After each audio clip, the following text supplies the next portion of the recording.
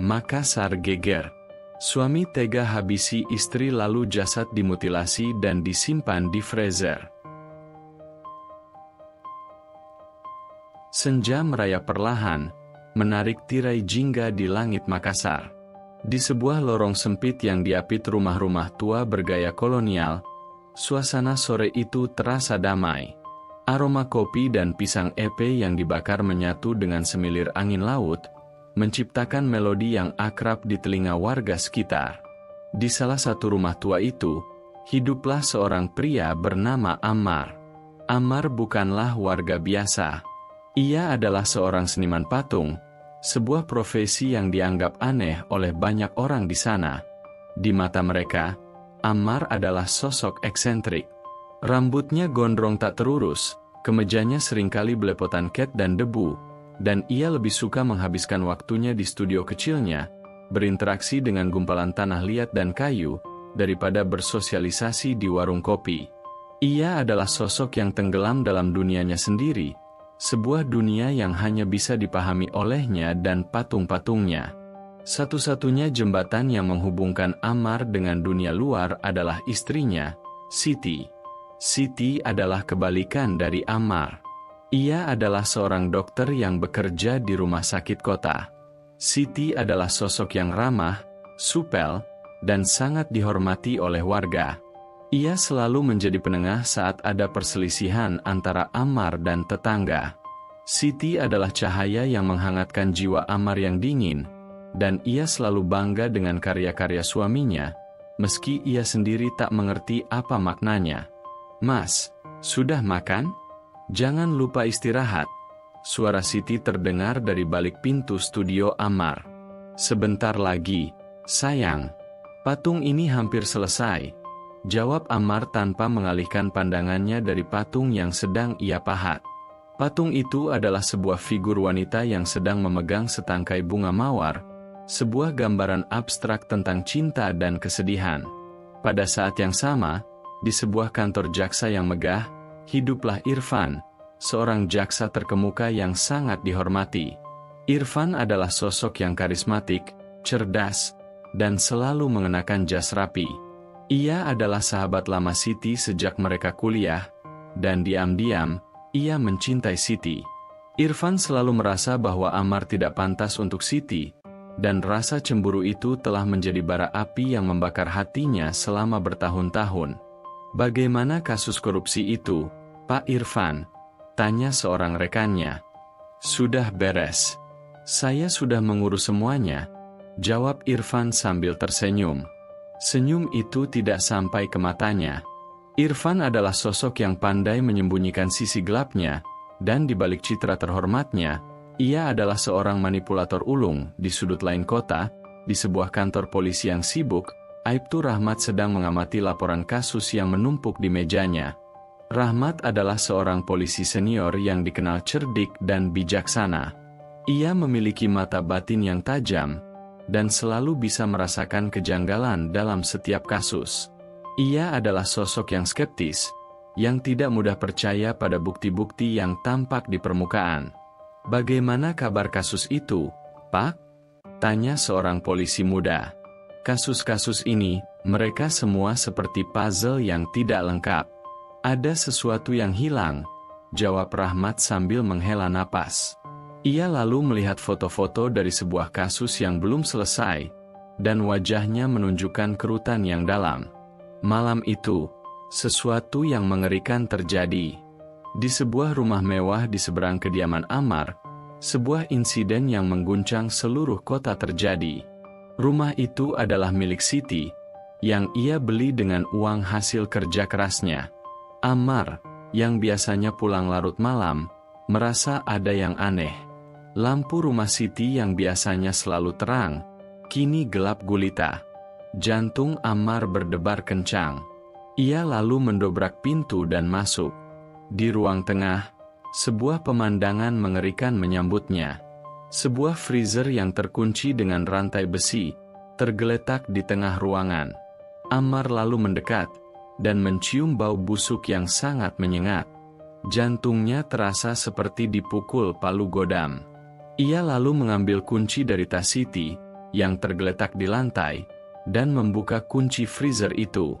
Saat tutup freezer terbuka, Ammar melihat sebuah pemandangan yang takkan pernah ia lupakan seumur hidupnya. Jasad Siti terbaring di dalam sana, termutilasi, membeku, dan matanya terpejam seolah sedang tidur. Ammar menjerit, sebuah jeritan yang memilukan. Ia lalu memeluk jasad Siti dan menangis. "Siti, apa yang terjadi?" bisiknya. Jeritan Ammar menarik perhatian tetangga. Seorang tukang es keliling, Daeng Rashid, adalah orang pertama yang datang. Ia melihat Ammar yang sedang memeluk jasad Siti, dengan pisau ukir yang tergeletak di dekatnya. Ia lalu berteriak, "Ammar, apa yang kamu lakukan?" Berita itu menyebar dengan cepat. Makassar geger. Suami tega habisi istri lalu jasad dimutilasi dan disimpan di freezer. Judul ini menjadi headline utama di semua media lokal. Di kantor polisi, Aibtu Rahmat menerima laporan kasus ini. Ia lalu pergi ke tempat kejadian. Ia melihat Ammar yang sedang duduk di kursi, wajahnya pucat, dan matanya kosong. Rahmat melihat Ammar, dan ia merasakan ada sesuatu yang tidak beres. "Pak, ini pisau yang ditemukan di dekat korban," kata seorang polisi. Rahmat melihat pisau itu. Itu adalah pisau ukir yang biasa digunakan oleh Ammar. Rahmat lalu bertanya kepada Ammar, "Ammar, apakah ini pisau kamu?" Ammar hanya bisa mengangguk. "Ya," jawabnya. Rahmat melihat sekeliling. Ia melihat sebuah patung yang belum selesai dibuat, sebuah patung yang terlihat seperti Siti. Patung itu terlihat seperti sebuah karya yang dibuat dengan penuh cinta. Rahmat merasa ada sesuatu yang tidak benar dengan semua bukti ini. Ia lalu melihat Ammar, dan Ammar hanya bisa menunduk. Kasus ini menjadi viral. Irfan lalu muncul di televisi. "Saya sangat berduka atas apa yang terjadi pada sahabat saya, Siti. Saya berharap Ammar mendapatkan hukuman yang setimpal," katanya sambil meneteskan air mata. "Saya tidak akan pernah memaafkan dia." Ammar lalu ditangkap. Ia hanya bisa pasrah. "Saya tidak melakukannya," bisiknya pada Aibtu Rahmat. "Saya tidak melakukannya." Rahmat lalu melihat Ammar, dan ia merasakan sebuah sisi lain dari kebenaran yang sedang disembunyikan. Ammar yang duduk di dalam sel, sendirian. Di luar sel, masyarakat mencaci makinya. Ia adalah seorang monster di mata mereka. Tapi ia tahu, ia adalah korban. Ia lalu memejamkan mata dan membayangkan wajah Siti. "Maafkan saya, sayang. Saya tidak bisa melindungimu," bisiknya. Ia adalah seorang pria yang kehilangan segalanya, dan ia tidak tahu mengapa. Di kantor polisi, Aibtu Rahmat menerima laporan kasus ini. Ia lalu pergi ke tempat kejadian. Ia melihat Ammar yang sedang duduk di kursi, wajahnya pucat, dan matanya kosong. Rahmat melihat Ammar, dan ia merasakan ada sesuatu yang tidak beres. "Pak, ini pisau yang ditemukan di dekat korban," kata seorang polisi. Rahmat melihat pisau itu. Itu adalah pisau ukir yang biasa digunakan oleh Ammar. Rahmat lalu bertanya kepada Ammar, "Ammar, apakah ini pisau kamu?" Ammar hanya bisa mengangguk. "Ya," jawabnya. Rahmat melihat sekeliling. Ia melihat sebuah patung yang belum selesai dibuat, sebuah patung yang terlihat seperti Siti. Patung itu terlihat seperti sebuah karya yang dibuat dengan penuh cinta. Rahmat merasa ada sesuatu yang tidak benar dengan semua bukti ini. Ia lalu melihat Ammar, dan Ammar hanya bisa menunduk. Kasus ini menjadi viral. Irfan lalu muncul di televisi. "Saya sangat berduka atas apa yang terjadi pada sahabat saya, Siti. Saya berharap Ammar mendapatkan hukuman yang setimpal," katanya sambil meneteskan air mata. "Saya tidak akan pernah memaafkan dia." Ammar lalu ditangkap. Ia hanya bisa pasrah. Saya tidak melakukannya, bisiknya pada Aibtu Rahmat. Saya tidak melakukannya. Rahmat lalu melihat Ammar, dan ia merasakan sebuah sisi lain dari kebenaran yang sedang disembunyikan. Ammar yang duduk di dalam sel, sendirian. Di luar sel, masyarakat mencaci makinya. Ia adalah seorang monster di mata mereka. Tapi ia tahu, ia adalah korban. Ia lalu memejamkan mata dan membayangkan wajah Siti. "Maafkan saya, sayang. Saya tidak bisa melindungimu," bisiknya. Ia adalah seorang pria yang kehilangan segalanya, dan ia tidak tahu mengapa Rahmat lalu membolak-balik halaman buku harian itu. Ia menemukan sebuah halaman yang berisi tulisan tangan Siti. "Aku tahu kamu akan marah, Mas, tapi aku harus melakukannya. Aku tidak bisa membiarkan dia lolos begitu saja. Aku akan memberitahumu segalanya saat kamu kembali. Aku mencintaimu." Rahmat lalu memotret tulisan tangan itu. Ia lalu memasukkan buku harian itu ke dalam tasnya. Ia tahu bahwa ia harus merahasiakan ini. Jika ia mengungkapkan ini sekarang, ia akan kehilangan jejak pelaku sebenarnya. Di saat yang sama, Irfan sedang bersiap untuk menghadiri konferensi pers. Ia mengenakan jas hitam dan dasi merah, dan wajahnya terlihat sedih. Di depan kamera, ia berbicara, "Saya sangat berduka atas apa yang terjadi pada sahabat saya, Siti. Saya berharap Ammar mendapatkan hukuman yang setimpal." Setelah konferensi pers, Irfan lalu menelepon seseorang. "Bagaimana keadaannya?" tanyanya. "Semuanya berjalan sesuai rencana, Pak. Ammar sudah dijebloskan ke penjara. Bukti-bukti sudah kuat. Kita aman," jawab suara di seberang telepon. Irfan lalu tersenyum. Senyum itu tidak sampai ke matanya. "Bagus. Saya tidak ingin ada kesalahan," katanya. "Saya akan membuat dia membusuk di penjara. Ia adalah tonggak yang harus saya hancurkan agar saya bisa terus berjalan." Aibtu Rahmat lalu mendatangi penjara. Ia lalu meminta izin untuk berbicara dengan Ammar. "Saya tahu kamu tidak melakukannya," kata Rahmat. "Tapi kamu harus membela diri. Katakan padaku, apa yang terjadi di malam itu?" Ammar lalu menatap Rahmat.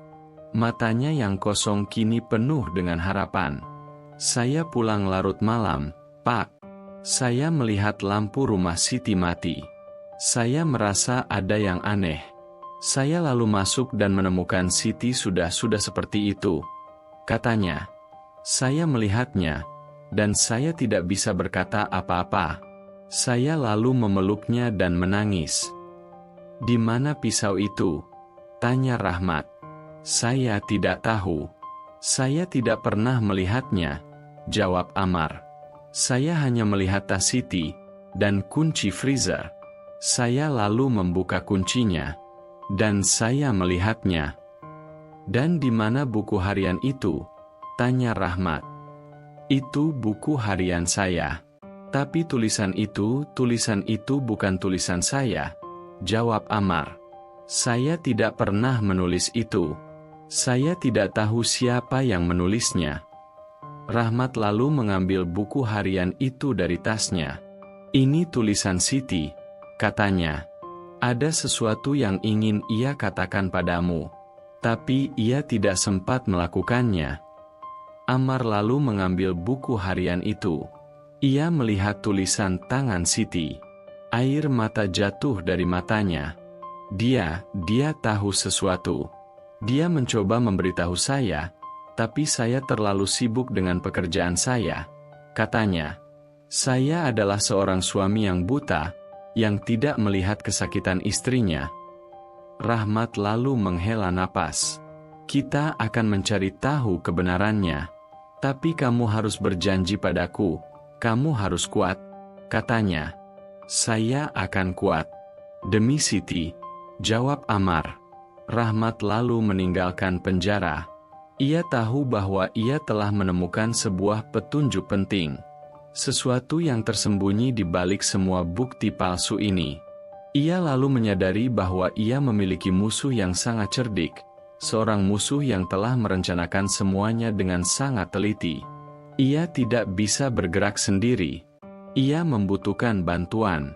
Ia harus menemukan jurnalis yang ia kenal. Seseorang yang memiliki tinta yang tajam dan lidah yang berani. Seseorang yang bisa membantunya mengungkap kebenaran. Seseorang yang tidak takut pada kekuasaan. Seseorang yang bisa membantunya untuk menyingkap tabir gelap yang menyelimuti kasus ini. Langit Makassar masih membentangkan kanvas kelabunya, tapi Aibtu Rahmat tidak melihat keindahannya. Pikirannya melayang, berputar-putar pada tulisan tangan Siti di buku harian Ammar. Kata-kata itu, "Aku tahu kamu akan marah, Mas, tapi aku harus melakukannya." Menggantung bagai pedang di atas kepalanya. Itu adalah kunci. Kunci yang bisa membuka pintu kebenaran, atau menjerumuskannya lebih dalam ke dalam jurang kebohongan. Ia tahu, bukti yang ia pegang sangat tipis. Di mata hukum, tulisan itu hanyalah sebuah catatan pribadi, tidak memiliki kekuatan untuk membalikkan semua bukti forensik yang sudah ada. Namun, instingnya sebagai polisi veteran berteriak lantang, ada sesuatu yang lebih besar sedang terjadi. Ammar hanyalah pion dalam permainan catur yang rumit. Rahmat memutuskan untuk bertindak di luar jalur. Ia tidak bisa mempercayai siapapun di dalam timnya. Tangan-tangan kotor bisa saja menjangkau kemana-mana. Ia butuh sekutu, seseorang yang tidak terikat oleh birokrasi, yang memiliki naluri tajam, dan yang terpenting, berani. Nama Laila langsung terlintas di benaknya. Laila adalah jurnalis investigasi yang terkenal berani dan pantang menyerah. Mereka pernah bekerja sama dalam sebuah kasus korupsi, dan Rahmat tahu Laila adalah orang yang bisa ia percaya. Ia mengambil ponselnya dan menelepon Laila. "Ini Rahmat. Kita perlu bertemu. Ada kasus yang tidak beres," bisiknya. "Jam berapa, Pak?" "Saya sedang sibuk," jawab Laila. Suaranya terdengar lelah. "Ini mendesak, Laila. Kasus pembunuhan Siti. Saya merasa ada yang menjebak Ammar," kata Rahmat. Hening sejenak di seberang telepon. "Baik, Pak. Kita bertemu di tempat biasa," jawab Laila. Rahmat dan Laila bertemu di sebuah kedai kopi kecil yang tersembunyi. Mereka memesan kopi hitam dan duduk di sudut, jauh dari keramaian. Rahmat lalu mengeluarkan buku harian Ammar dan menunjukkannya kepada Laila. "Baca ini," katanya. Laila membaca tulisan tangan Siti. Matanya melebar. Ini berarti Siti tahu sesuatu?" tanyanya. "Itu yang saya pikirkan," jawab Rahmat. "Tapi apa?" "Tulisan ini tidak menjelaskan apa-apa. Hanya petunjuk kabur yang memancing rasa penasaran." "Dan kenapa Ammar tidak pernah melihatnya?" tanya Laila. "Dia bilang dia terlalu sibuk dengan pekerjaannya. Dia adalah seorang seniman, kau tahu. Dia tenggelam dalam dunianya sendiri," jawab Rahmat. "Saya pikir dia benar-benar tidak tahu apa yang terjadi." "Jadi, kita punya dua kemungkinan.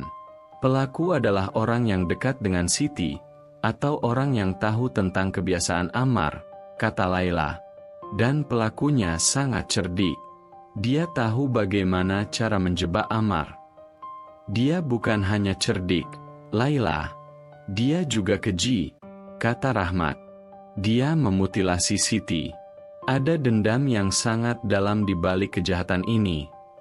"Atau, ini bukan tentang dendam," kata Laila. "Ini tentang rahasia. Sesuatu yang Siti ketahui dan pelaku tidak ingin rahasia itu terbongkar." Rahmat menatap Laila. "Tepat. Itu yang saya pikirkan. Dan saya punya satu nama di kepala saya," katanya. "Siapa?" tanya Laila. "Irfan," jawab Rahmat. Laila tertawa. "Irfan? Jangan bercanda, Pak. Dia adalah jaksa terhormat. Dia adalah sahabat Siti. Itu hanya topeng, Laila. Saya merasakan sesuatu yang tidak beres dengannya, kata Rahmat. Dia terlalu sempurna, terlalu ramah, terlalu berduka. Itu membuat saya curiga. Air yang tenang bisa menyembunyikan jurang yang dalam. Laila terdiam. Ia memikirkan kata-kata Rahmat. Tapi, apa motifnya? Kenapa dia harus membunuh Siti? Bukankah dia mencintai Siti? Tanyanya. Mungkin dia tidak mencintai Siti. Mungkin dia hanya ingin menguasai Siti. Atau mungkin Siti mengetahui rahasia yang ia sembunyikan. Jawab Rahmat. Kita harus mencari tahu, Laila. Kita harus masuk ke dalam kehidupannya. Laila mulai melakukan penyelidikan rahasia. Ia mengunjungi rumah sakit tempat Siti bekerja. Ia berbicara dengan beberapa rekan Siti. Salah satu rekan Siti, seorang dokter senior bernama Dr. Nita, terlihat sangat sedih. Siti adalah orang yang baik, katanya. Dia sangat peduli dengan pasiennya. Dia selalu tersenyum. Tapi, akhir-akhir ini, dia terlihat gelisah. Dia sering menerima telepon dari seseorang. Dia selalu berbicara dengan nada yang rendah. Apakah dia pernah menceritakan sesuatu padamu? Tanya Laila. Tidak. Dia hanya mengatakan bahwa dia sedang mengerjakan kasus yang sangat penting. Jawab Dr. Nita. Dia bilang, jika kasus ini terbongkar, akan ada banyak orang yang terkejut. Laila lalu meminta izin untuk melihat catatan medis Siti.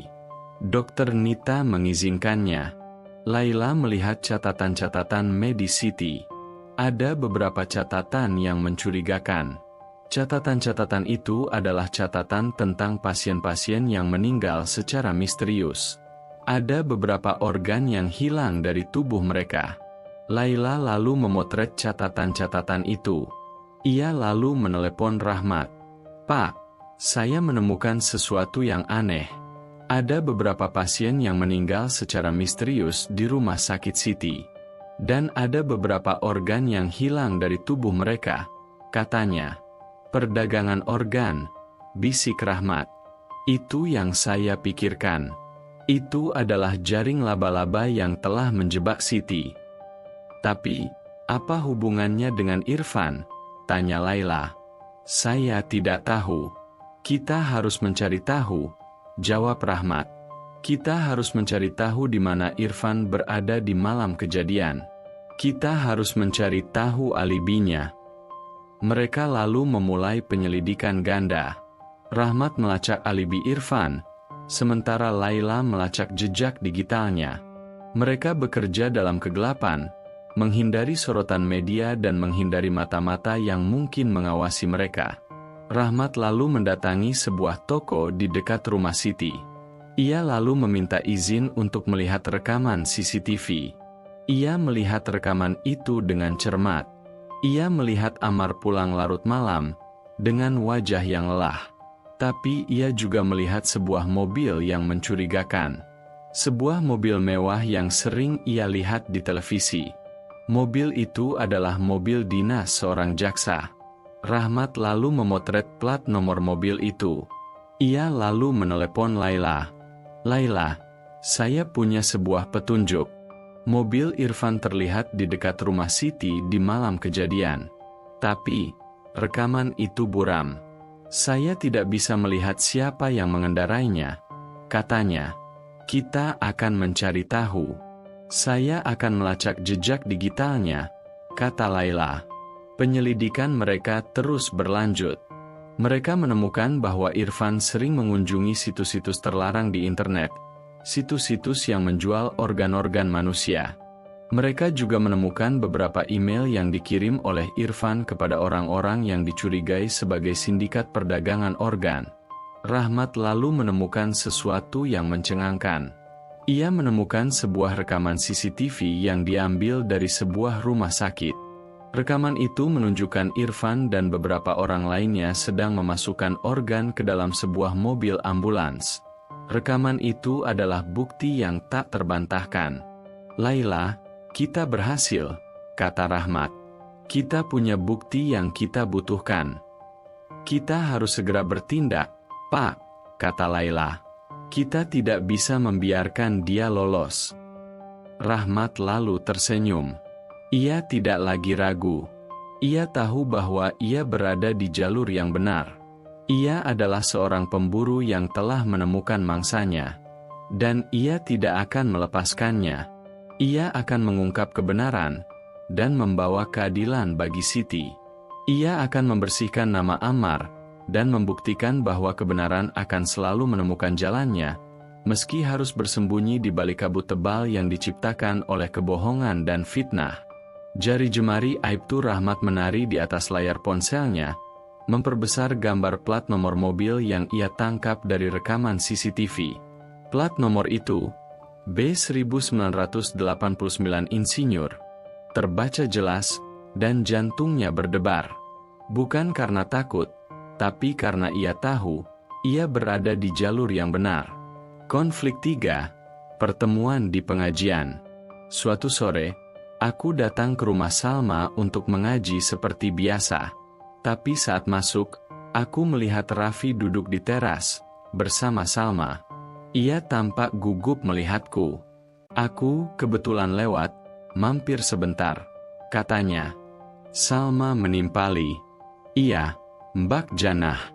Kami tadi cuma bicara soal acara masjid minggu depan. Aku hanya tersenyum kaku. Tapi dadaku terasa sesak. Rahmat lalu mengepalkan tangannya. Siti telah menjadi martir untuk keadilan, bisiknya. Dia telah berkorban demi mengungkap kebenaran. Di kantor Irfan, suasana terasa mencekam. Irfan lalu menelepon rekannya lagi. Saya ingin kamu mencari tahu apa yang Siti katakan pada Ammar, katanya. Saya ingin tahu apa yang Ammar tahu. Rekannya lalu pergi ke penjara. Ia lalu berbicara dengan Ammar.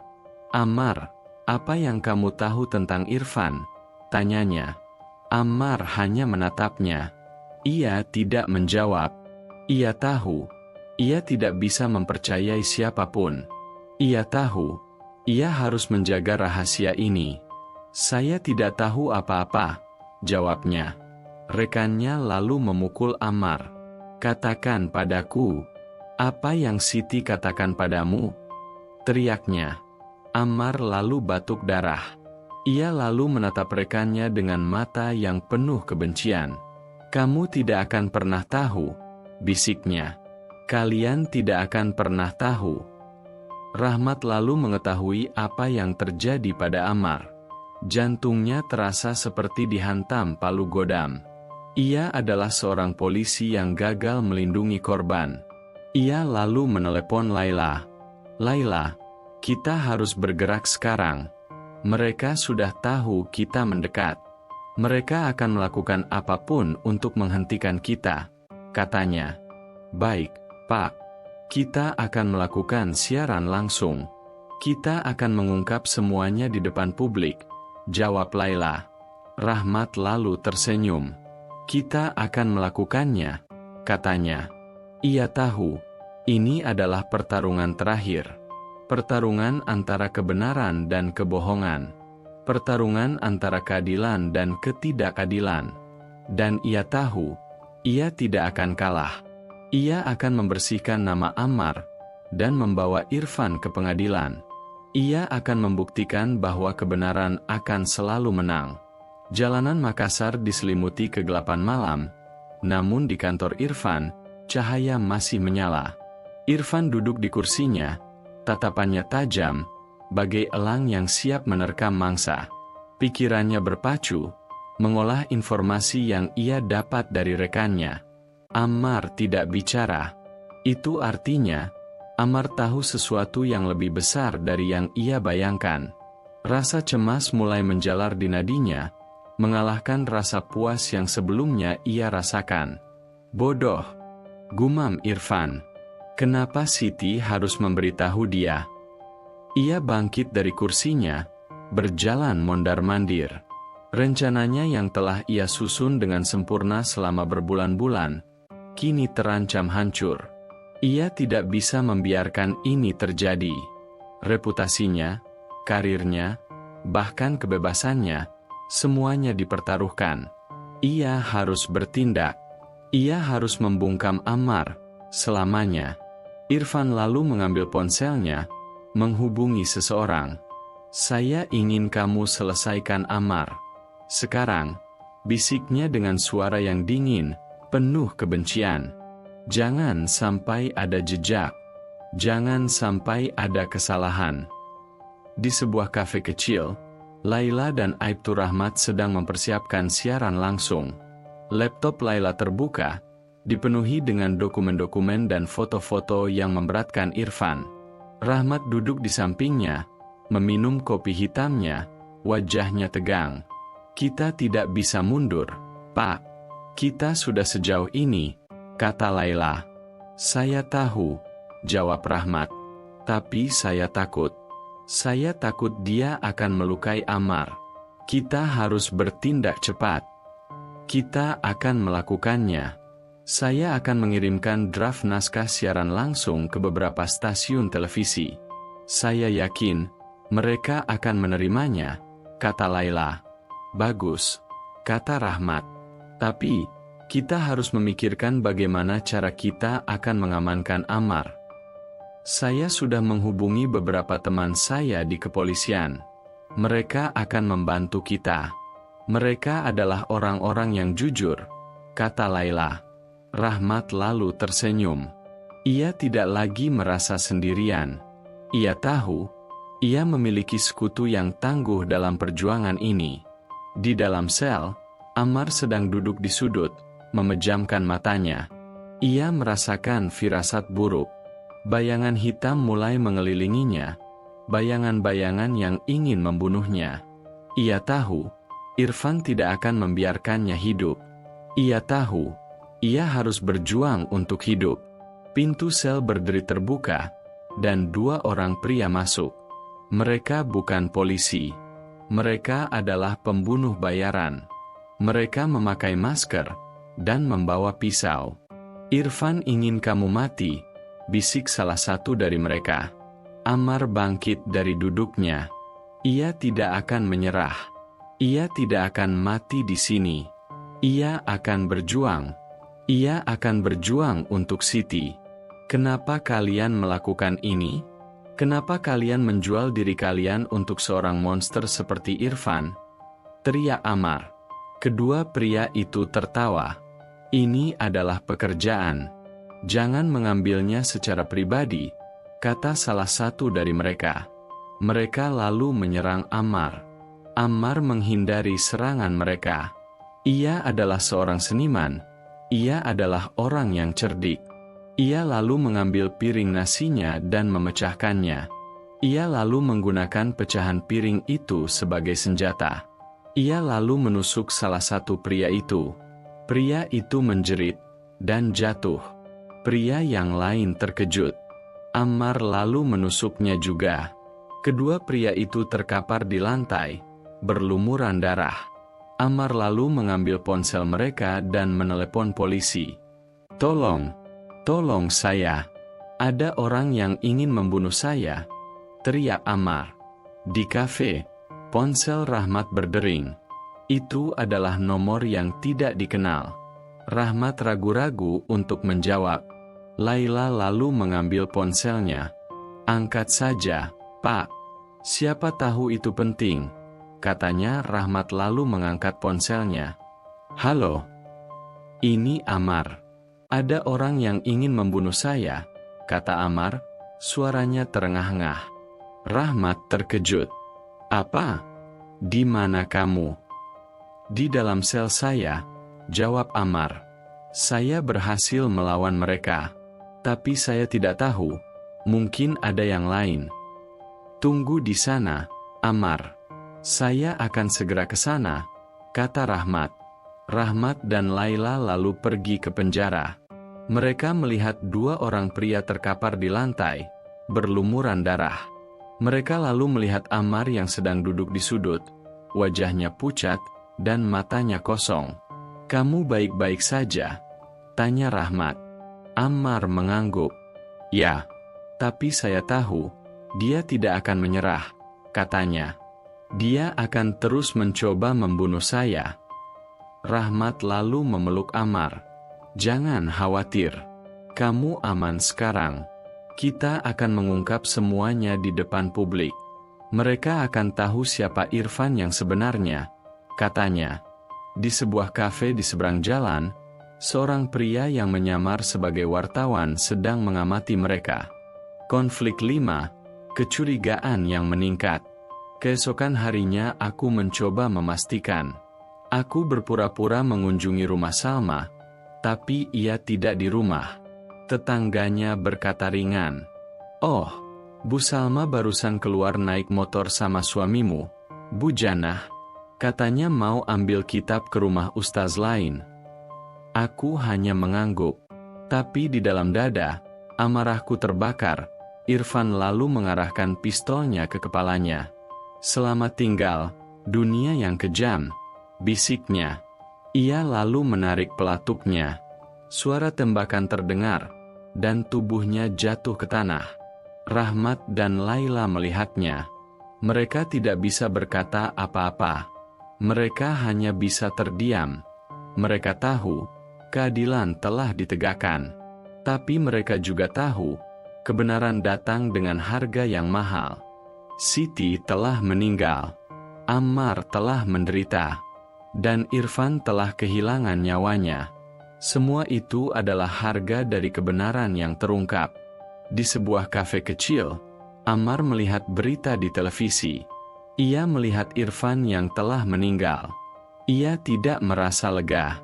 Ia hanya merasa sedih. Ia lalu memeluk patung Siti dan menangis.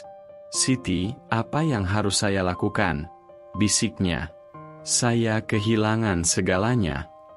Ia lalu pergi. Ia pergi ke rumah Siti. Ia lalu duduk di sana, di tempat di mana Siti dibunuh. Ia lalu memejamkan matanya, dan ia melihat Siti. Ia melihat Siti yang sedang tersenyum. Ia lalu membuka matanya, dan ia tahu, ia tidak sendirian. Siti akan selalu bersamanya. Siti akan selalu ada di hatinya.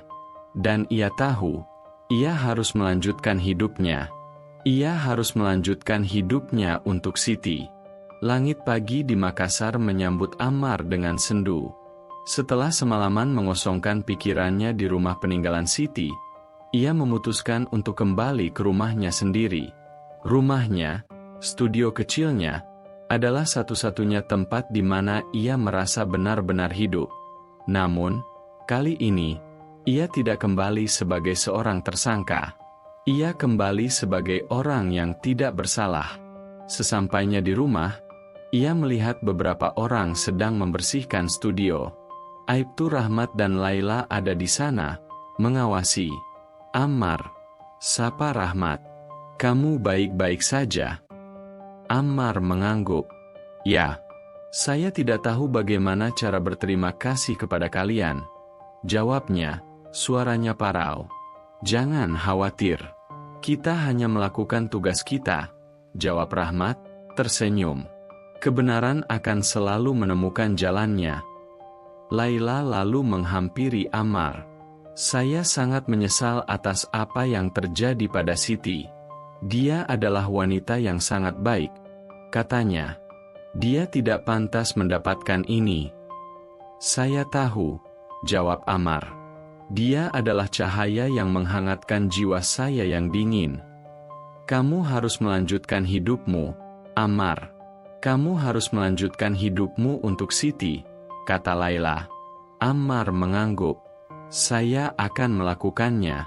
Saya akan menyelesaikan patung yang saya buat untuknya. Patung itu akan menjadi monumen cinta dan keadilan," katanya. Di saat yang sama, berita tentang kematian Irfan menjadi headline utama di semua media. Publik terkejut. Mereka tidak percaya bahwa jaksa yang mereka hormati adalah seorang penjahat. Mereka merasa dibohongi, dikhianati, dan ditipu. Di kantornya, Rahmat dan Laila menonton televisi. Mereka melihat wajah-wajah terkejut para wartawan. Kebenaran itu seperti pisau. Itu akan melukai, tetapi itu akan membersihkan, kata Rahmat. Laila mengangguk. Ya, kita telah melakukan hal yang benar. Tapi kita tidak bisa berhenti di sini, kata Rahmat. Kita harus mencari tahu siapa saja yang terlibat. Irfan tidak mungkin bekerja sendiri. Dia pasti punya kaki tangan. Saya sudah melacak jejak digital Irfan. Ada beberapa nama yang sering ia hubungi. Salah satunya adalah seorang dokter forensik di rumah sakit tempat Siti bekerja, kata Laila. Dokter Nita? Tanya Rahmat. Bukan. Nama lainnya. Namanya Dokter Harun, jawab Laila. Rahmat lalu tersenyum. Itu dia. Kepingan puzzle terakhir telah ditemukan, katanya. Kita harus segera bertindak. Di sebuah ruang forensik yang dingin, Dokter Harun sedang memeriksa sebuah mayat.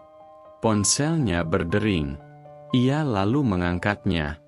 Halo. Dokter Harun, ini Laila. Saya ingin berbicara dengan Anda tentang kasus Irfan, katanya. Dokter Harun terdiam. Jantungnya berdebar kencang. Ia lalu menutup teleponnya.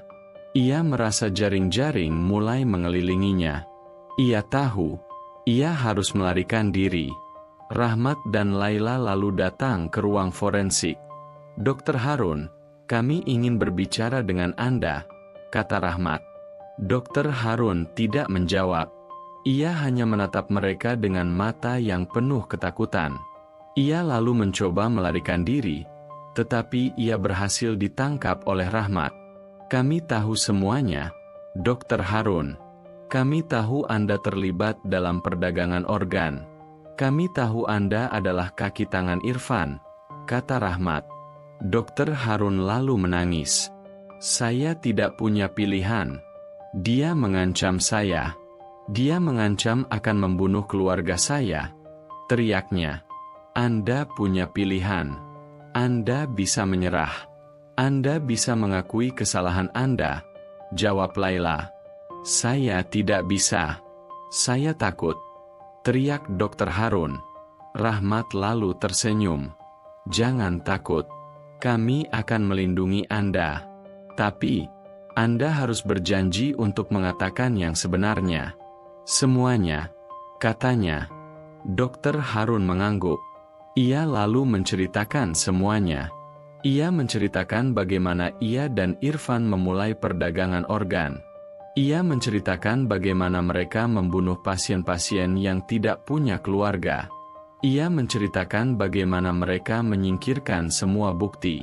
Dan Siti, kenapa kalian membunuhnya? Tanya Laila. Dia curiga, jawab Dokter Harun. Dia menemukan beberapa kejanggalan dalam laporan medis. Dia mengancam akan membongkar semuanya. Irfan panik. Dia membunuh Siti. Dan dia memutilasi jasadnya. Dia ingin membuat semua orang berpikir bahwa itu adalah pekerjaan Ammar. Dia ingin Ammar yang disalahkan. Dia ingin Ammar membusuk di penjara, katanya. Dan kalian menjebak Ammar? Tanya Rahmat. Ya. Kami menempatkan pisau dan buku harian Ammar di tempat kejadian. Kami membuat Ammar terlihat seperti monster, kata Dokter Harun, air matanya jatuh. Kami adalah monster. Terima kasih, Dokter Harun, kata Rahmat. Anda telah melakukan hal yang benar. Dokter Harun lalu ditangkap. Ia lalu diadili dan dihukum penjara seumur hidup. Ia mendapatkan hukuman yang setimpal. Di sebuah kafe, Ammar, Rahmat, dan Laila duduk bersama. Mereka minum kopi dan berbicara tentang masa depan. Ammar, kamu harus memulai hidupmu dari awal, kata Laila. Kamu harus melanjutkan karirmu. Saya akan melakukannya, jawab Ammar. Saya akan membuat patung-patung yang lebih indah. Patung-patung yang akan menceritakan kisah cinta saya dengan Siti. Rahmat lalu tersenyum. Bagus. Rahmat lalu tersenyum. Bagus. Kamu akan berhasil, katanya. Ammar lalu menatap Laila. Laila, saya tidak tahu bagaimana cara berterima kasih kepada Anda. Anda telah menyelamatkan hidup saya. Anda telah membersihkan nama saya, katanya. Jangan khawatir. Kita adalah tim, jawab Laila, tersenyum. Ammar lalu merasa hatinya perlahan-lahan mulai utuh. Ia tidak lagi merasa sendirian.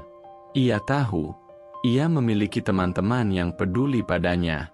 Ia tahu, ia memiliki masa depan yang cerah. Ia tahu, ia harus melanjutkan hidupnya. Ia harus melanjutkan hidupnya untuk dirinya sendiri, dan untuk Siti. Langit sore Makassar menumpahkan rona keemasan, membasahi jalanan yang perlahan sepi dari hiruk-pikuk. Namun, di hati Ammar, cahaya itu terasa lebih terang dari biasanya. Beban yang selama ini menindihnya telah terangkat, menyisakan ruang untuk harapan dan sebuah tekad baru.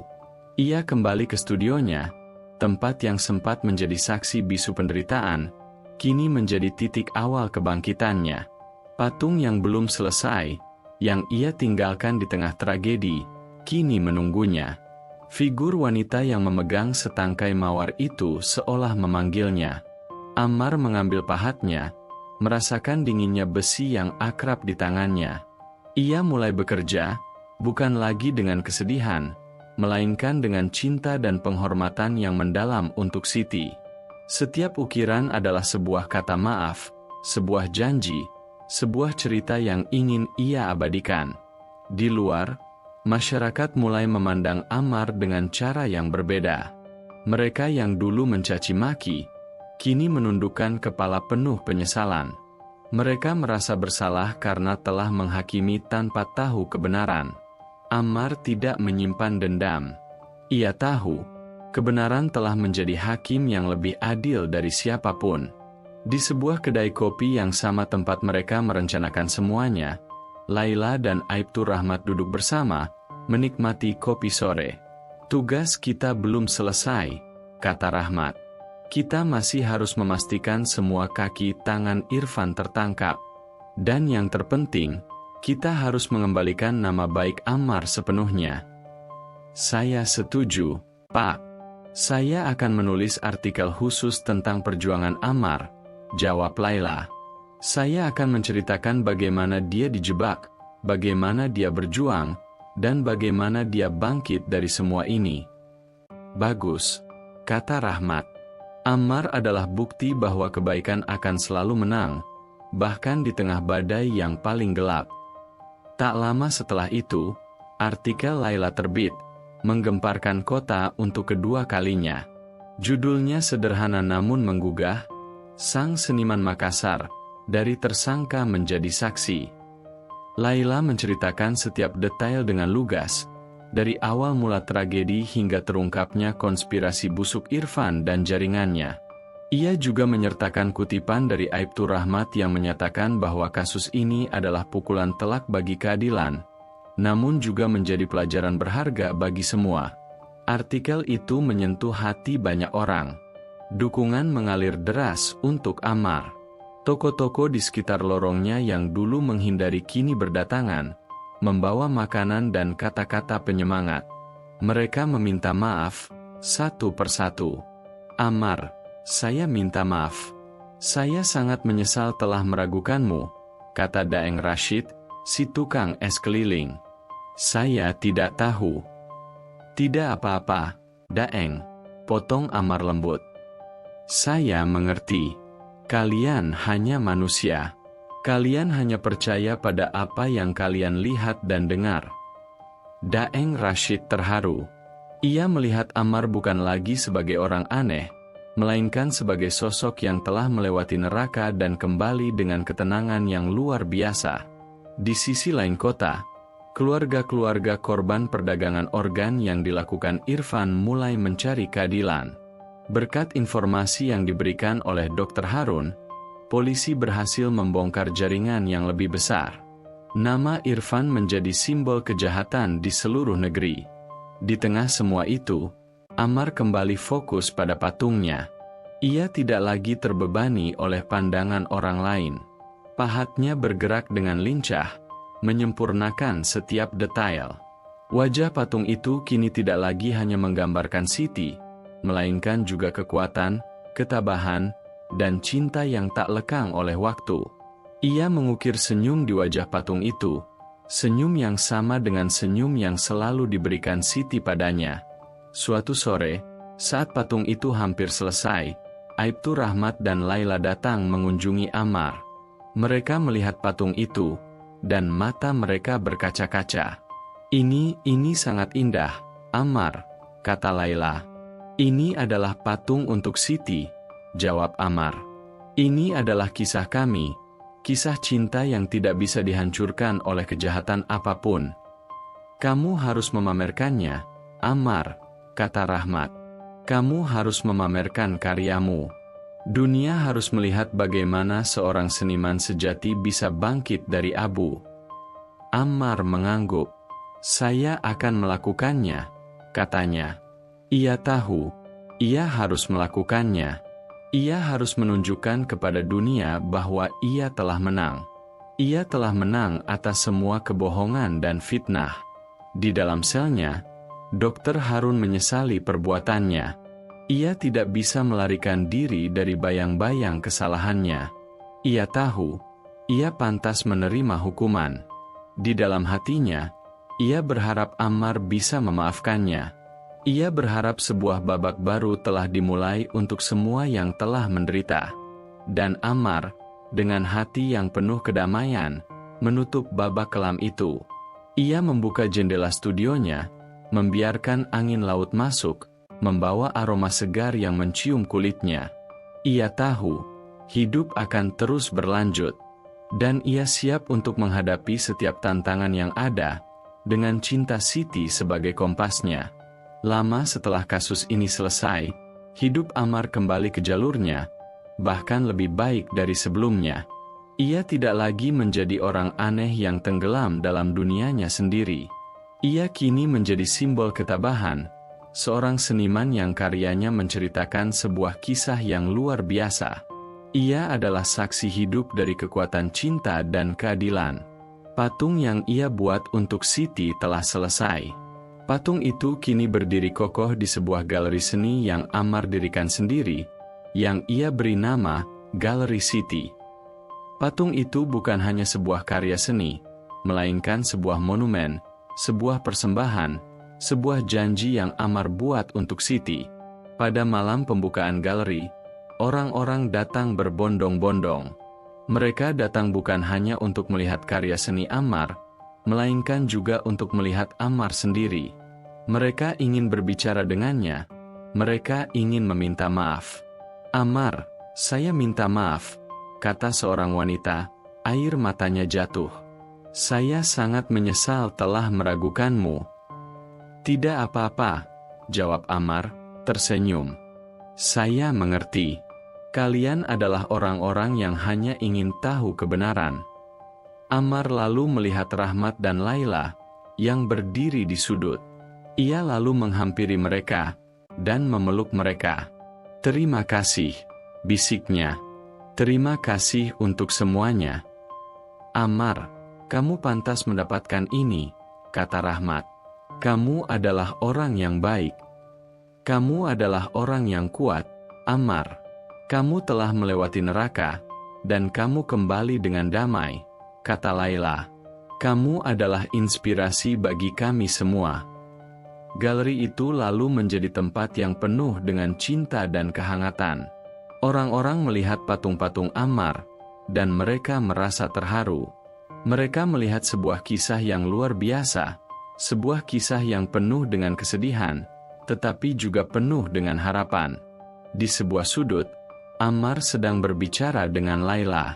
"Laila, saya tidak tahu bagaimana cara berterima kasih kepada Anda. Anda telah mengubah hidup saya," katanya. "Jangan khawatir. Ini adalah pekerjaan saya, jawab Laila, tersenyum. Tapi, saya senang saya bisa membantu Anda. Mereka lalu berbicara tentang masa depan. Ammar menceritakan tentang mimpinya untuk membuat patung-patung yang lebih besar, patung-patung yang akan menginspirasi orang-orang. Laila menceritakan tentang mimpinya untuk menulis buku tentang kisah Ammar. Saya ingin menulis sebuah buku tentang kisah Anda. Sebuah buku yang akan menceritakan tentang cinta yang tidak bisa dihancurkan, dan keadilan yang tidak bisa dikalahkan, katanya. Saya setuju. Tapi, saya ingin Anda yang menulisnya. Anda adalah penulis yang baik, jawab Ammar. Laila tersenyum. Saya akan melakukannya, katanya. Di saat yang sama, berita tentang kasus Irfan masih menjadi pembicaraan. Semua kaki tangannya telah ditangkap. Mereka lalu diadili, dan mereka semua mendapatkan hukuman yang setimpal.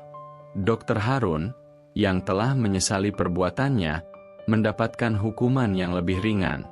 Ia lalu menjadi saksi utama dalam kasus ini. Di penjara, Dr. Harun bertemu dengan Ammar. Ammar, bisiknya, saya ingin meminta maaf. Ammar mengangguk. Saya memaafkanmu, katanya.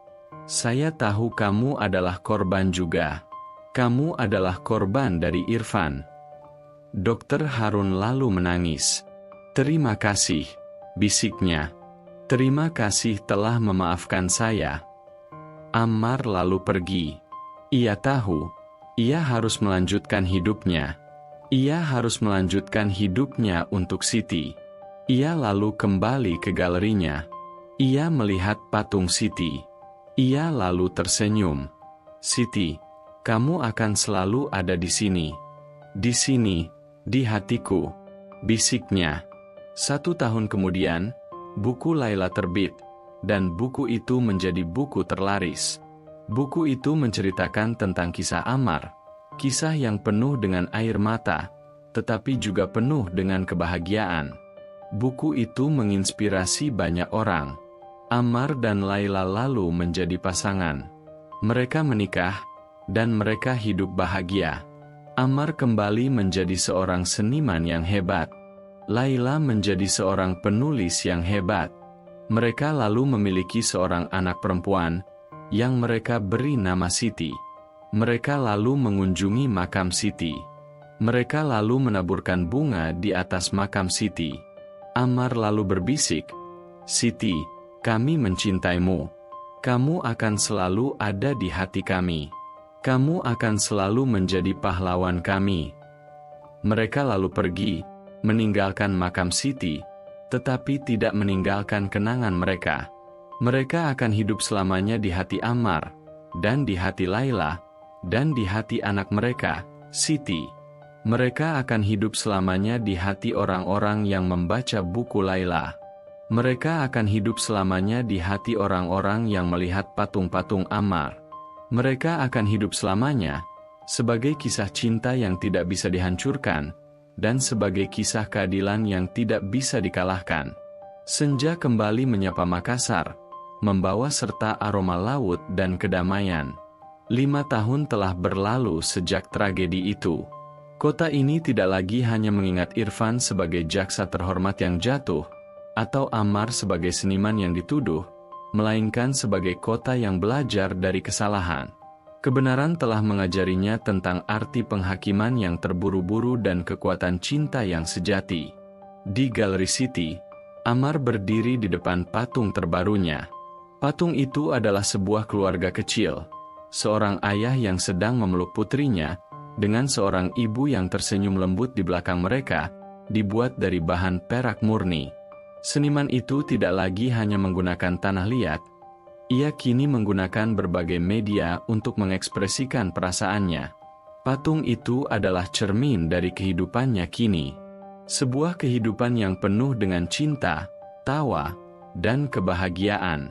Di sampingnya, Laila, istrinya, menatap patung itu dengan bangga.